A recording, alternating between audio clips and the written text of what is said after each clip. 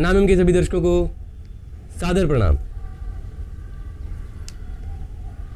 मेरी वेरिकोशल की पिछली वीडियो पर दर्शकों के मन में काफ़ी शंकाएं और सवाल हैं। वेरिकोशल के बारे में आज उन्हीं सवालों का मैं आपको उत्तर दूंगा और साथ ही साथ सभी शंकाओं का निवारण भी करूंगा। जैसा कि आप जानते हैं, वेरिकोशल की जो समस्या है वो स्क्रोटम यानी कि वृषण के नसों में ब्लड पूलिंग, ब्लड क्लोटिंग की वजह से होता है, क्योंकि ब्लड प्रॉपरली ऑक्सीजन हर सेल तक नहीं पहुंचा पाता है और ब्लड जमा होना शुरू हो जाता है, जिसकी वजह से स्वेलिंग भी आ जाती है, गांठें भी बन जाती हैं और साथ ही साथ दर्द होना भी शुरू हो जाता है। वेरिकोशल के बारे में और डीपली हम जानेंगे और समझेंगे कि किस तरह से इस समस्या से निजात पाया जा सकता है। सबसे पहला सवाल है, हमें वर्कआउट कौन सा करना चाहिए। दर्शकों ने पूछा है क्या इसके लिए जिमिंग एक्सरसाइजेज की जा सकती हैं। तो मेरा यह मानना है कि कई बार यह समस्या जिम की वजह से ही होती है।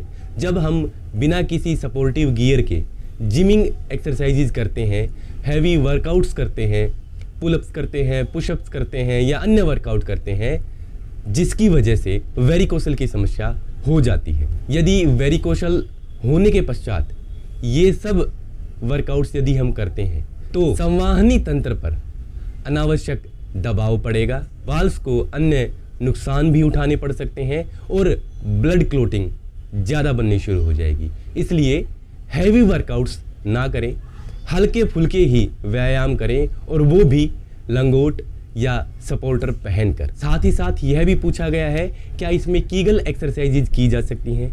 हाँ, कीगल एक्सरसाइजेज की जा सकती हैं, लेकिन कीगल एक्सरसाइजेज भी ज़्यादा तेज़ी से और जोर डालकर ना करें। विवेकपूर्ण तरीके से कीगल एक्सरसाइजेज को कीजिए। यदि आप देखेंगे कि कीगल एक्सरसाइजेज मुख्य रूप से योग आसन से ही निकली हैं, इसलिए योग आसन का आपको अभ्यास करना चाहिए। कीगल एक्सरसाइजेज को मैकेनिकली नहीं करना चाहिए। तो आपको कौन से योग आसन इसमें करने चाहिए। सबसे पहले वज्रासन कीजिए, इसके पश्चात पद्मासन का अभ्यास कीजिए, भुजंगासन, आनंद बाल आसन, शवासन, सेतु बंध आसन, तितली आसन, धनुरासन, पश्चिमोत्तान आसन, सर्वांगासन, हलासन, चक्रासन, इन सब आसनों का अभ्यास करें। साथ ही साथ विवेकपूर्ण तरीके से और धीमी गति से सूर्य नमस्कार के 2 से 12 राउंड आप कर सकते हैं। जितना हो सके मूल बंद का हमें अभ्यास करना चाहिए। मूल बंद के लिए मैंने एक कंप्लीट वीडियो बनाई है, जिसे आप आई बटन पर भी देख सकते हैं। यदि आप ये सब आसन करेंगे तो आपको अन्य किसी भी जिमिंग एक्सरसाइज या कीगल एक्सरसाइज की ज़रूरत नहीं पड़ेगी। प्राणायाम में कपालभाति, अनुलोम विलोम और उज्जयी का आप अभ्यास करें।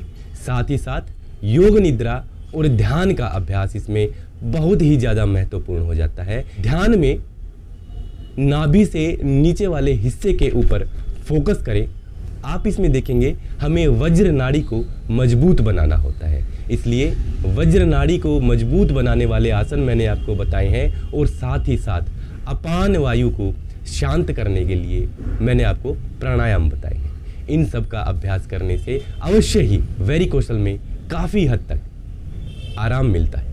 अगला सवाल पूछा गया है कि हमारी लाइफस्टाइल कैसी होनी चाहिए। हमारी लाइफस्टाइल योग संगत होनी चाहिए। अष्टांग योग में 8 अंग बताए हैं: यम, नियम, आसन, प्राणायाम, प्रत्याहार, धारणा, ध्यान, समाधि। तो यम, नियम, आसन और प्राणायाम को तो हर किसी व्यक्ति को अपने जीवन में ढाल लेना चाहिए।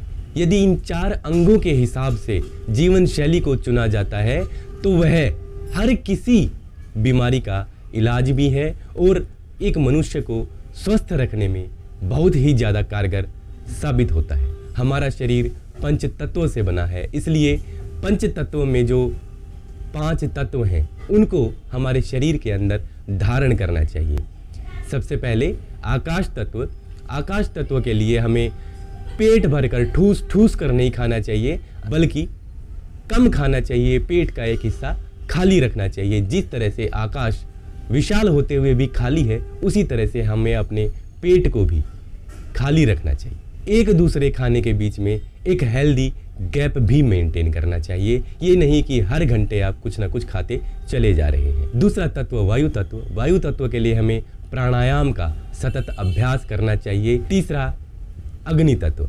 अग्नि तत्व के लिए हमें सूर्य की रोशनी में, उगते हुए सूर्य और अस्त होते सूर्य की रोशनी में आधा घंटा कम से कम बैठना चाहिए। जल तत्व, पानी का अच्छे से इनटेक करना चाहिए।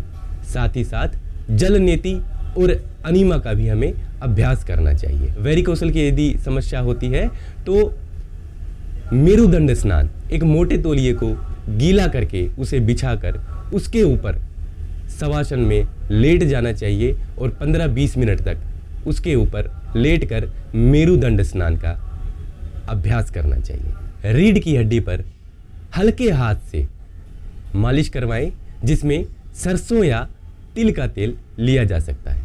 पांचवा तत्व भूमि तत्व। फल, सब्जियां और मोटा अनाज, इसका हमें सेवन करना चाहिए और सेवन भी हमें भूमि पर बैठकर ही करना चाहिए। आजकल जो ट्रेंड है बेड पर या डाइनिंग टेबल पर खाना खाने का, उसका त्याग करके हमें भूमि पर बैठकर भोजन करना चाहिए। इसके पश्चात दर्शकों ने पूछा है कि हमारी डाइट किस तरह की होनी चाहिए। किसी भी बीमारी में, कंडीशन में डाइट बहुत ही ज़्यादा महत्वपूर्ण हो जाती है। खाने की वजह से ही हम ज़्यादातर बीमार पड़ते हैं। हमारा शरीर किस तरह से कार्य करता है यह हमारे खाने के ऊपर ही डिपेंड करता है। इसलिए इस कंडीशन में हमें सोच समझ कर ही अपने खाने का सिलेक्शन करना चाहिए। सुबह ब्रेकफास्ट में हरे पत्तियों का जूस हमें लेना चाहिए।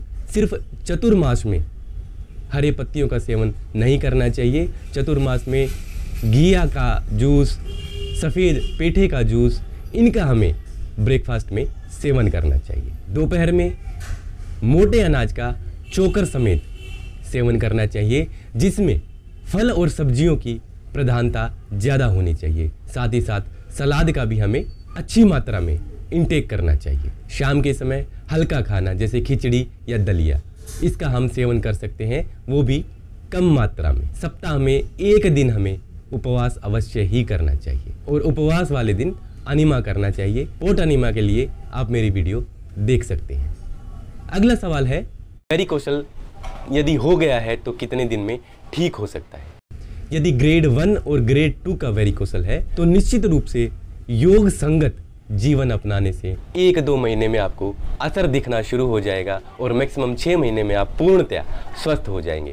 यदि कंडीशन ग्रेड 3 की है तो उसके लिए आपको लंबा अभ्यास करना पड़ेगा, उसके लिए आपको धैर्य रखना पड़ेगा। अगला सवाल दर्शक पूछते हैं कि शादीशुदा जीवन पर इसका क्या असर पड़ेगा। यदि ग्रेड 1 और ग्रेड 2 की वेरिकोसल है तो शादी करने से झिझकने की जरूरत नहीं है। जैसा कि मैंने आपको बताया, योग संगत जीवन अपनाने से 1-2 महीने में इस समस्या का निदान शुरू हो जाता है। यदि वेरिकोसल में किसी तरह का दर्द नहीं है तो दाम्पत्य जीवन का आनंद उठाया जा सकता है, लेकिन यदि किसी तरह का इसमें दर्द है, स्वेलिंग ज़्यादा है, गांठें आप आराम से आसानी से देख सकते हैं, तो विवेकपूर्ण तरीके से हमें अपनी जीवन का निर्वाह करना चाहिए, क्योंकि किसी तरह का वेरिकोसल रप्चर हो सकता है जिसकी वजह से समस्याएं अत्यधिक बढ़ सकती हैं। पहले हमारा फोकस नसों में जमे इस अवसाद को दूर करने पर होना चाहिए और यही मैंने आपको बताया कि एक हेल्दी लाइफस्टाइल और हेल्दी डाइटरी सिस्टम अपनाने से इस अवसाद को हम दूर कर सकते हैं। अगला सवाल है कि वेरिकोसल ना हो, इस समस्या से ना जूझना पड़े, इसके लिए हमें क्या करना चाहिए। जैसा कि मैंने आपको बार बार बताया है, एक हेल्दी लाइफस्टाइल को अपनाएं, हेल्दी खाना खाएं और योग संगत जीवन को जिएं। कभी भी पानी खड़ा होकर ना पिएं, खाना भी भूमि पर बैठकर ही खाएं। अत्यधिक भार ना उठाएं, ज़्यादा देर तक ना खड़े हों। यदि किसी तरह का आप वर्कआउट करते हैं तो सपोर्टिव गियर यानी कि सपोर्टर या लंगोट बांध कर ही करें। आशा है आपकी सभी शंकाओं का इसमें समाधान हो गया होगा। यदि अन्य भी किसी तरह की शंका मन में है तो उसे कमेंट बॉक्स में आप डाल सकते हैं, तुरंत ही आपको उत्तर मिलेगा। आने वाली वीडियोज़ में आपसे फिर मिलता हूं, तब तक के लिए सादर प्रणाम। आरोग्यवान भवतु।